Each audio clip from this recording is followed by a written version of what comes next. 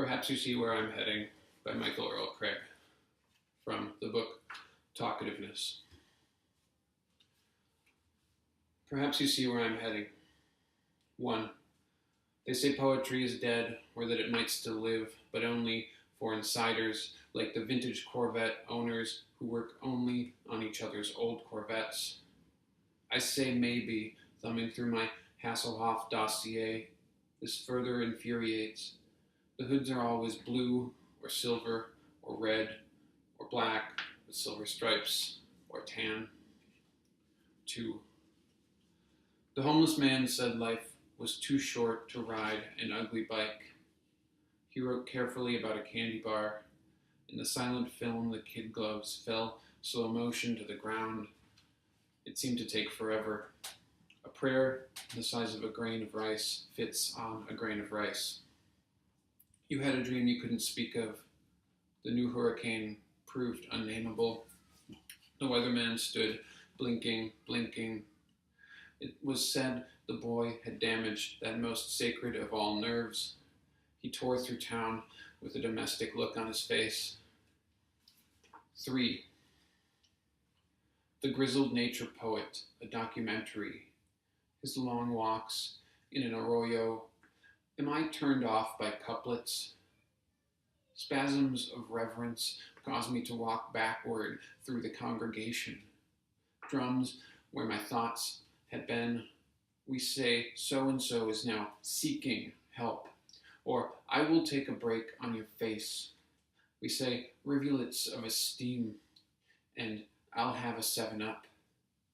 The infant's yellowed bib hangs like a beard and contains sonnets. 4. I'm rowing slowly through the cattails, my huge gold rings moving elliptically toward and away from me, in oaken fatigue, a sense of brevity like a plain curtain. I'm visited briefly by a math nymph, baby doll dress, who brings me her new cone, calling it the mother of all radii. She is a flash of light on the water. Now I'm alone, oars trailing.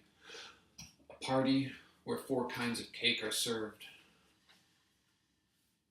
5. I need sunshine, she said. I mean, a lot of sunshine, she said. Sunshine where it's really not supposed to be, she said. The governor-elect nodded. To yawn and wince simultaneously. To sort of toss one's head as one might toss a cape, to be guided by bumper stickers. Just say no to vestigial organs. I do not have hairy palms. I am for flowers that strangle. I will never wake from dreams. 6. Dale's description of the rapture burned a small hole in his diary. A kind of meat milk was served unsteadily. Vignettes hung like lorgnettes. Stupendous cans can be seen on the Sherpa. The year was 1982. Chinese rubber dongs cooled on a rack. There was a market for them, if you think about it. The best way to bring slippers into the house is to go over to them and step into them. The days bounce like bingo chips, like guitar picks, and I have grown tired of the Chisholm Trail. Her lipstick was smudged. It gave her that satiated look. Just pulling one sock off seemed ambitious. The curtains did their thing. It was tomorrow already. We secretly despised jazz. Ohio was our reason. She said, take any Danish you want. Her flip-flops, the color of mustard. Oh, straw qualities of summer. A kind of totalitarianism in the bunny pen. Now a well-heeled shaman moves through the courtyard. Tea is his locution. 8. Did Bill really feel the pain of others? A serious question, actually. Just using the word jaded is a sign that you are jaded. This time when I say, dear reader, I mean it. I am reacting to a vacuum cleaner, the maid gently bumping my feet. with one as I type this. I'm moving toward you with my story. In it, someone named Gloria is trying to show me something, putting both ankles up in the air. Another Steve Jobs tattoo. Her policies so laissez-faire. 9. After my recent trouble writing about Pinocchio, I'll stop. Can a wooden doll ruin your life?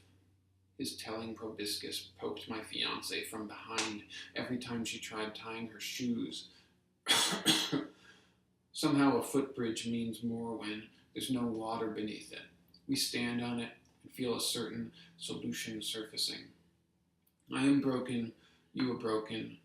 I ride in a glass boat with my CFO. What I hoped for when I tried these pants on was 10. He put a canister in his poem, saying he'd always loved the word. She set her paper tiger on his desk and left. From the window of the train, she saw a strange mix of swimming pools and horse facilities. At 1 a.m., I fell asleep wearing the Chinese handcuffs. I have to confess that only sometimes am I with you. I kneel and touch the tranquilized gorilla's face. The zookeeper says I have about 10 more seconds.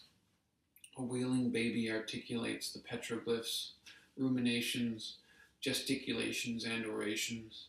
Perhaps you see where I am heading.